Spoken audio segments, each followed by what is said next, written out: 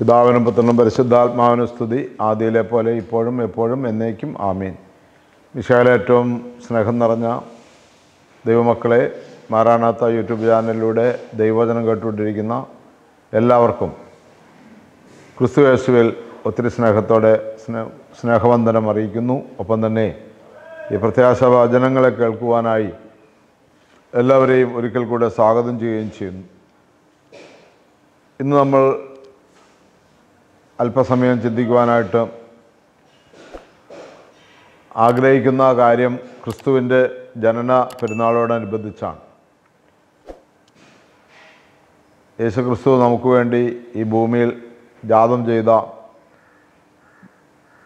ആ സമയം മാലാഖമാർ ദൈവസ്തുതികൾ ആലപിച്ചതും ആട്ടിടയന്മാർ ആ മഹാസന്തോഷം അനുഭവിച്ചറിഞ്ഞതുമായ കാര്യങ്ങൾ ഇന്നും നമ്മുടെ ജീവിതത്തിൽ നമ്മൾ അനുഭവിച്ചറിഞ്ഞ് സന്തോഷിക്കുന്ന അനുഭവമാണ് നമുക്കുള്ളത്. അതുകൊണ്ട് നമുക്ക് ദൈവ കരങ്ങളിൽ നമ്മളെ തന്നെ സമർപ്പിച്ചുകൊണ്ട് പ്രാർത്ഥിച്ച് അല്പസമയം ഇന്ന് നമുക്ക് ധ്യാനിക്കാം. ക്രിസ്തുവിൻ്റെ ജനനത്തിൻ്റെ ഓർമ്മ നമുക്ക് സമാധാനവും സ്വസ്ഥതയും ശാന്തിയും ലഭിക്കത്തക്കവണ്ണം നമ്മളെ തന്നെ അതിനായി ഒരുക്കാം. ഈ ക്രിസ്മസ് നമുക്കൊരു പുതിയ അനുഭവമായി തീരട്ടെ എന്ന് പ്രാർത്ഥിക്കാം. ഞങ്ങൾ അത്യധികമായി സ്നേഹിക്കുന്ന സ്വർഗീയ പിതാവേ, നല്ല സമയത്തിനായി നന്ദിയോടെ സ്തുതിക്കുന്നു, സ്തോത്രം ചെയ്യുന്നു, മഹത്വപ്പെടുത്തുന്നു. തിരക്തത്താൽ ഞങ്ങളെ കഴുകണമേ, വിശുദ്ധീകരിക്കണമേ, പരിശുദ്ധാത്മാവിനാൽ ഞങ്ങൾ നിറയ്ക്കണമേ, അഭിഷേകം ചെയ്യണമേ. യേശുവെ, ഒരു നല്ല സന്ദേശം ഞങ്ങൾക്ക് ലഭിക്കുവാൻ തക്കവണ്ണം അവിടുന്ന് നിന്റെ പരിശുദ്ധാത്മാവ് ഞങ്ങളെ നയിക്കണമേ എന്ന് പ്രാർത്ഥിക്കുന്നു. എല്ലാ നന്മകളാലും എല്ലാ ഐശ്വര്യങ്ങളാലും ഞങ്ങളെ നിറയ്ക്കണമേ. നിത്യം പിതാവും പുത്രനും പരിശുദ്ധാത്മാവുമായ സർവേശ്വര എന്നേക്കും ആമേൻ. ഹല്ലേലൂയ. പ്രിയമുള്ളവരെ, യേശു ക്രിസ്തുവിൻ്റെ ജനനത്തെക്കുറിച്ച് വിശുദ്ധ വേദപുസ്തകത്തിൽ പഴയ നിയമത്തിൽ പല ഭാഗങ്ങളിലും രേഖപ്പെടുത്തപ്പെട്ടിട്ടുണ്ട്. മത്തായിയുടെ സുവിശേഷം പുതിയ നിയമത്തിൽ 2-ാം അധ്യായം 1 മുതൽ വാക്യങ്ങൾ നമ്മൾ വായിക്കുമ്പോഴും വിശുദ്ധ ലൂക്കോസിൻ്റെ സുവിശേഷം 2-ാം അധ്യായം 1 മുതൽ വായിക്കുമ്പോഴും വളരെ വ്യക്തമായി ആ ഭാഗം ക്രമീകരിക്കപ്പെട്ടിട്ടുണ്ട്. വിശുദ്ധ മത്തായിയുടെ സുവിശേഷം 2-ാം അധ്യായം നമ്മൾ വായിക്കുമ്പോൾ ഹെരോദോസ് രാജാവിൻ്റെ കാലത്ത് യൂദയായിലെ ബേത്ലഹേമിൽ യേശു ജനിച്ചപ്പോൾ പൗരസ്ത്യദേശത്തു നിന്ന് ജ്ഞാനികൾ ജെറുസലേമിലെത്തി. അവർ അന്വേഷിച്ചു, എവിടെയാണ് യഹൂദന്മാരുടെ രാജാവായി ജനിച്ചവൻ? ഞങ്ങൾ കിഴക്ക് നക്ഷത്രം കണ്ട് അവനെ ആരാധിക്കാൻ വന്നിരിക്കുകയാണ്. ഈ ഭാഗമാണ് അവിടെ തുടങ്ങുന്നത്. ലൂക്കോസിൻ്റെ സുവിശേഷത്തിൽ ഇപ്രകാരമാണ് ആരംഭിക്കുന്നത്. അക്കാലത്ത് ലോകമാസകലമുള്ള ജനങ്ങളുടെ പേര്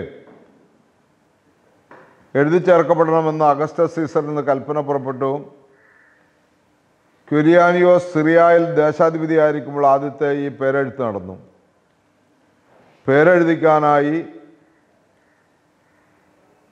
ഓരോരുത്തരും താതങ്ങളുടെ നഗരത്തിലേക്ക് പോയി.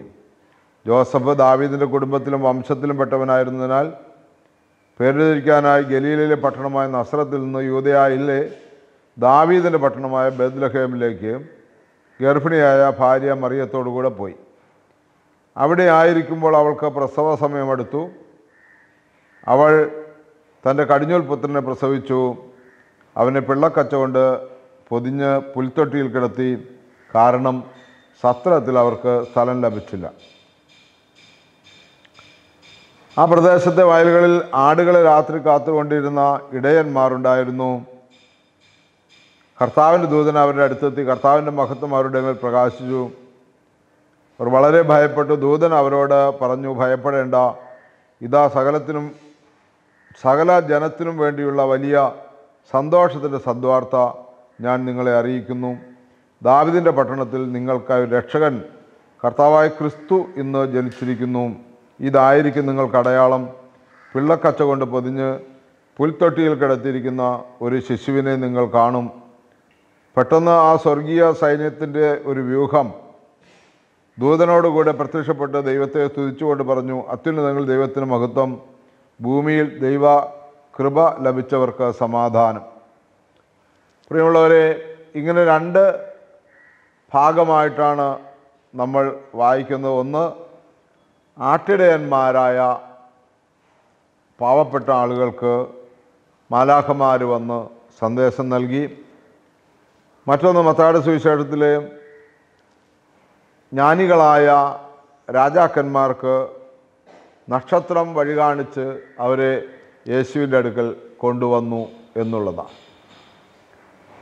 പ്രിയമുള്ളവരെ, ഒന്നാമത്തെ വായനയിൽ അല്ലെങ്കിൽ മത്തായിയുടെ സുവിശേഷത്തിൽ നമ്മൾ വായിക്കുമ്പോൾ ഹെറോദോസിൻ്റെ കൊട്ടാരത്തിൽ വന്നിട്ട് ഈ പൗരസ്ത്യ ദേശത്തു നിന്നുള്ള ജ്ഞാനികൾ ചോദിക്കുകയാണ്, ഇസ്രായേലിൻ്റെ രാജാവായി ജനിച്ചവൻ എവിടെ?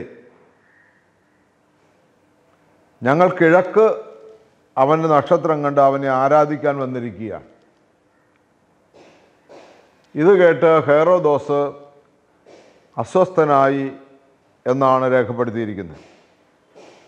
നിയമജ്ഞരെയൊക്കെ വിളിച്ചു വരുത്തി, പ്രധാന പുരോഹിതന്മാരെയും വിളിച്ചു വരുത്തി ക്രിസ്തു എവിടെയാണ് ജനിക്കുന്നതെന്ന് അവരോട് ചോദിച്ചു. അവർ പറഞ്ഞു, യൂദയായിലെ ബേത്ലഹേമിൽ എന്ന് പ്രവാചകൻ എഴുതിയിരിക്കുന്നു. പ്രിയമുള്ളവരെ, ഒരു കൂട്ടർ യേശുക്രിസ്തുവിൻ്റെ ജനനത്തിൽ അസ്വസ്ഥനാകുമ്പോൾ വേറൊരു കൂട്ടർ യേശുക്രിസ്തുവിൻ്റെ ജനനത്തിൽ സന്തോഷ ചിത്തരാകുന്നു എന്നാണ് ഈ രണ്ട് സുവിശേഷങ്ങളിൽ നമ്മൾ മനസ്സിലാക്കുന്നത്.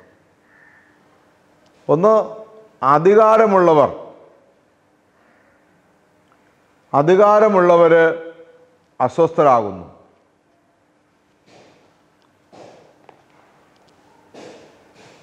ദാരിദ്ര്യവും അതിൻ്റെ ബുദ്ധിമുട്ടുകളൊക്കെ അനുഭവിച്ച് രാവെന്നോ പകലെന്നോ വ്യത്യാസമില്ലാതെ, മഞ്ഞെന്നോ മഴയെന്നോ വ്യത്യാസമില്ലാതെ ആടുകളെ മേച്ച് കഠിനാധ്വാനം ചെയ്ത് ജീവിച്ച ആട്ടിടയന്മാർക്ക് വലിയ സന്തോഷമുണ്ടാകുന്നു.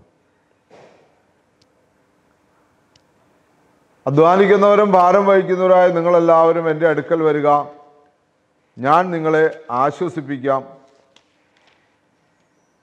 എന്തെന്നാൽ എന്നിൽ നിന്ന് പഠിക്കുകയും എൻ്റെ നുകം വഹിക്കുകയും ചെയ്യുക, അപ്പോൾ നിങ്ങളുടെ ആത്മാക്കൾ ആശ്വാസം കണ്ടെത്തുമെന്ന്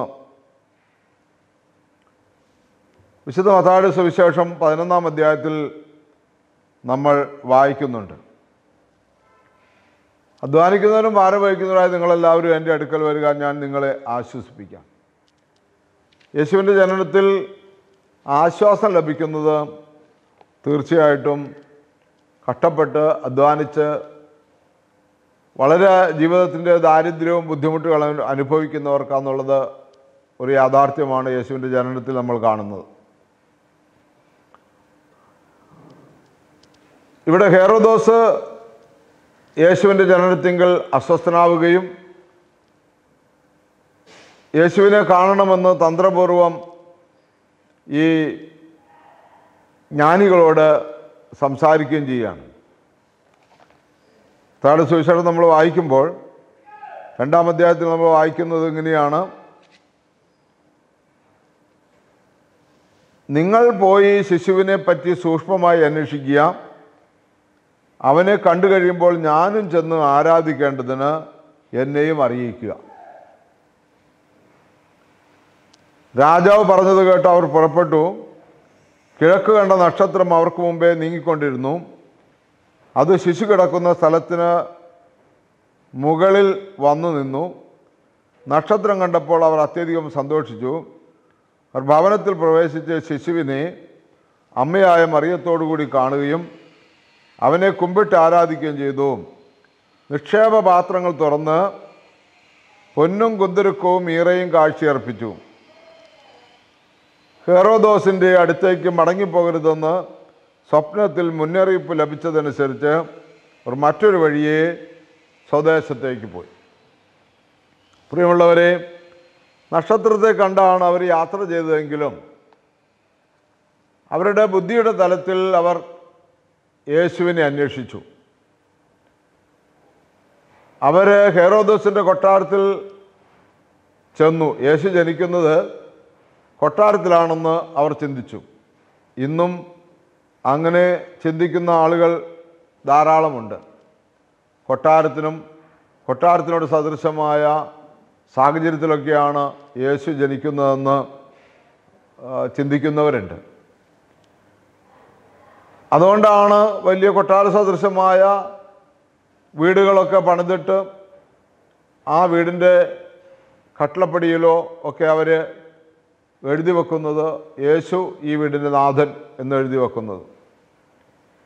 വലിയ കൂറ്റൻ മതിലുകളൊക്കെ പണിതിട്ട് ആ മതിലിലൊക്കെ അവരെഴുതി വെക്കും. ഒത്തിരി ദൈവവചനങ്ങൾ എഴുതി വെക്കും. കാരണം അവർ ധരിച്ചു വച്ചിരിക്കുന്നത് ഈ അനുഗ്രഹങ്ങളെല്ലാം അവർക്ക് ദൈവം കൊടുത്തതാണ്. വളരെ സമ്പന്നമായ അനുഭവം അവർക്ക് ദൈവം ധാരാളമായി ചൊരിഞ്ഞതാണ്. അതുകൊണ്ട് ദൈവത്തിന് നന്ദി കരയേറ്റിക്കൊണ്ട് അവർ ദൈവവചനങ്ങളൊക്കെ തൻ്റെ മതിലിലൂടെ പ്രഘോഷിക്കുന്നു. ഒപ്പം തന്നെ അനേകർക്ക് രക്ഷയുടെ അനുഭവമായിക്കൊള്ളട്ടെ എന്ന് വിചാരിച്ച്, അനേകരെ വചനം വായിച്ച് കടന്നു പോയിക്കൊള്ളട്ടെ എന്ന് വിചാരിച്ച് അവർ ഈ വചനങ്ങളൊക്കെയും എഴുതി വയ്ക്കുന്നത് നമുക്ക് കാണാൻ പറ്റും. പ്രിയമുള്ളവരെ, നമുക്ക് നമ്മളെ തന്നെ ഒന്ന് മനസ്സിലാക്കാനായിട്ട് ശ്രമിക്കാം. നമ്മൾ യേശുവിൻ്റെ ജനനത്തെ എങ്ങനെയാണ് കാണുന്നത്? യേശുവിൻ്റെ ജനനം നമ്മുടെ ജീവിതത്തെ ഏത് രീതിയിലാണ് സ്വാധീനിക്കുന്നത്? ഹെറോദോസിൻ്റെ കൊട്ടാരത്തിലെ ജ്ഞാനികളുടെ അന്വേഷണം പോലെയുള്ള കാര്യങ്ങളാണോ സ്വാധീനിക്കുന്നത്? അത് ആട്ടിടയന്മാരുടെ സ്തുതിഗീതങ്ങളോടുകൂടിയുള്ള ഭയന്ന് വിറച്ചുള്ള അവരുടെ ദൈവാരാധനയാണോ നമ്മളെ സ്വാധീനിക്കുന്നതെന്ന് നമുക്ക് പരിശോധിക്കാം. നമുക്ക് ദൈവസന്നിധിയിൽ നമ്മൾ തന്നെ പൂർണ്ണമായി സമർപ്പിക്കുമ്പോൾ നമുക്കതിന് യെശയ്യാ പ്രവാചകൻ്റെ പുസ്തകം 9-ാം അധ്യായം നമുക്കതിനൊരു അറിവ് നൽകും, നമ്മളെ മുന്നോട്ട് നയിക്കും.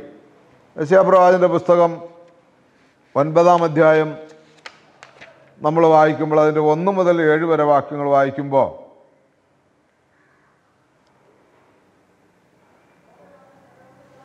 ദുഃഖത്തിൽ ആണ്ടുപോയവളുടെ അന്ധകാരം നീങ്ങിപ്പോകും. ആദ്യകാലങ്ങളിൽ സെബുലൂണിൻ്റെയും നഫ്താലിയുടെയും ദേശങ്ങളെ അവിടുന്ന് നിന്ദനത്തിനിരയാക്കി.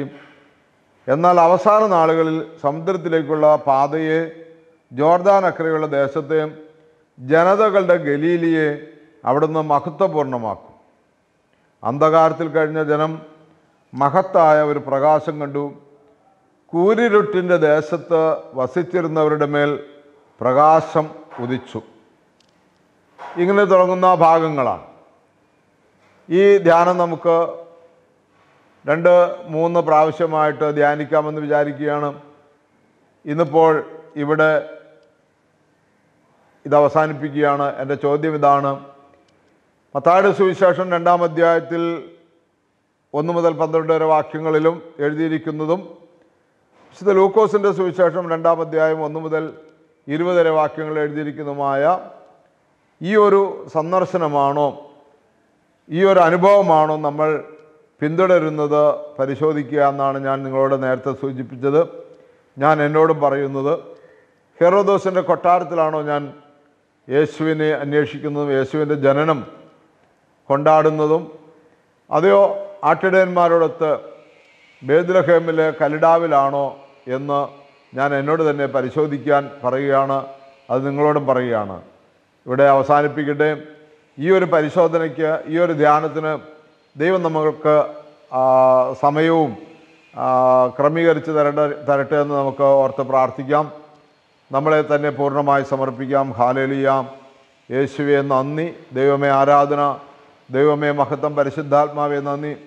കർത്താവെ, തുടർന്ന് ഞങ്ങൾക്കിതിനെക്കുറിച്ച് ധ്യാനിക്കുവാനും ചിന്തിക്കുവാനുള്ള സമയങ്ങളും സാഹചര്യങ്ങളും ക്രമീകരിച്ചു തരണമെന്ന് പ്രാർത്ഥിക്കുന്നു.